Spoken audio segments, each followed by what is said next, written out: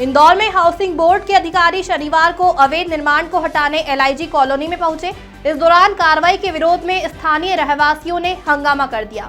रहवासियों के समर्थन में स्थानीय नेता भी आ गए, जिसके कारण कार्रवाई रोकना पड़ी। इंदौर की LIG कॉलोनी के रहने वाले लक्ष्मीचंद जैन और यूसुफ अली ने MOS को लेकर हाई कोर्ट की शरण ली थी। इस दौरान कोर्ट ने अवैध निर्माण को तोड़ने के निर्देश दिए। वहीं कोर्ट ने इलाके में दूसरे अवैध निर्माणों को तोड़ने के भी आदेश जारी किए। न्यायालय के आदेश के बाद हाउसिंग बोर्ड दल बल के साथ गुरुद्वारे के समीप करीब 100 से अधिक दुकानों और भवनों पर रिमूवल कार्रवाई करने पहुंचा, जहां रहवासियों ने कार्रवाई का विरोध करते हुए जमकर नारेबाजी की। इस दौरान 2 थाने का पुलिस बल मौके पर पहुंचा और स्थिति को काबू में किया। वहीं स्थानीय विधायक भी मौके पर पहुंचे और हंगामा कर रहे लोगों को शांत किया।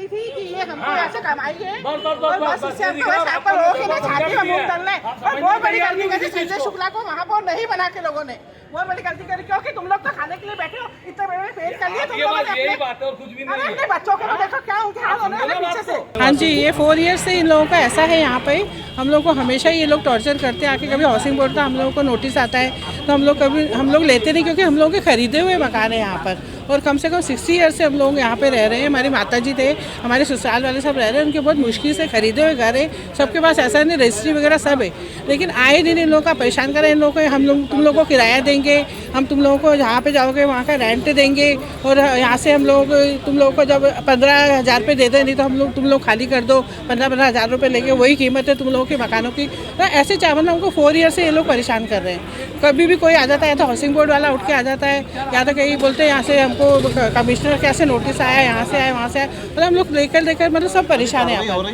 कार्रवाई तो अब देखिए ना, कुछ समझ में नहीं आ रहा है। आप बोलते हैं सामने के 2 मकान तोड़ने आए, अगर आप सामने के 2 मकान तोड़ने आए और यहाँ का नीचे का तोड़ने आए तो हमारी तो पूरी बिल्डिंग हिलेगी सर, क्योंकि बहुत पुरानी बिल्डिंग है हम लोगों की।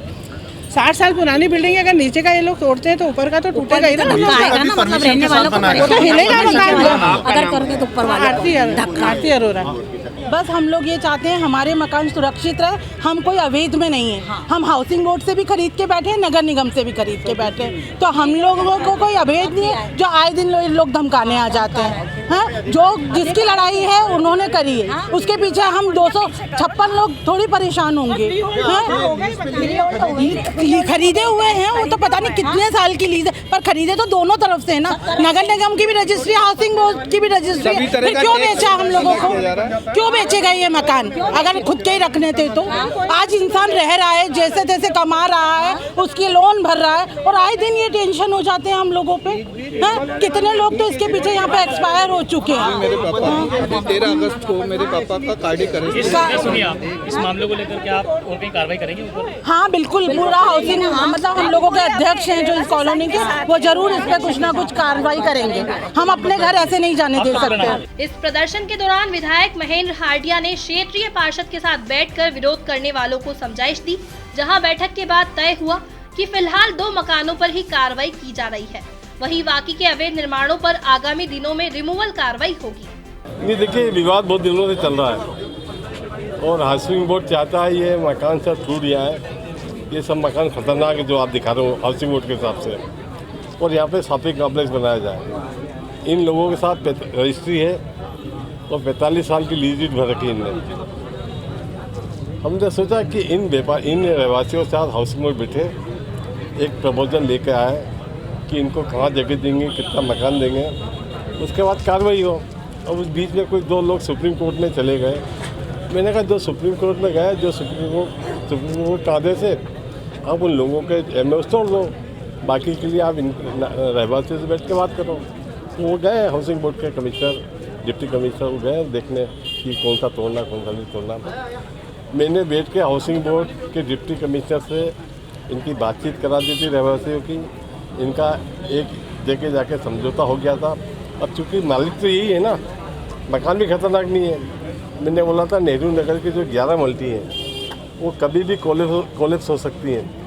मैंने कहा पहले आप उनको हाथ में लो और वहाँ पर आप इस प्रकार का प्रपोजल वहाँ के रहवासियों के साथ बैठ कर तय करो, ताकि वो बिल्डिंग जो कभी भी टूट सकती है वो से जनहानि से बचा जा सके।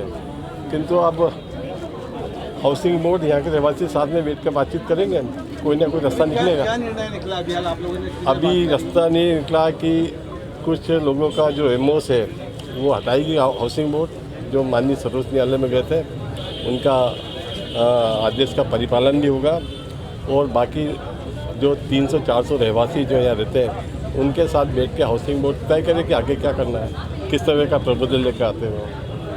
विधायक जी, डिप्टी कमिश्नर का कहना था कि न्यायालय ने सभी मकानों के लिए कहा है, बाद में जब वो 2 लोग गए थे हाँ। तो सभी मकानों को लिखिए कार्रवाई के लिए कहा था। नहीं, न्यायालय ने देखो न्यायालय का आदेश एमओएस के प्रति है, न्यायालय का आदेश मकान के प्रति नहीं है। मकान की रजिस्ट्री हाउसिंग बोर्ड ने स्वयं ने करी, इनको 45 साल की लीज पीरियड हाउसिंग बोर्ड ने स्वयं ने करी है।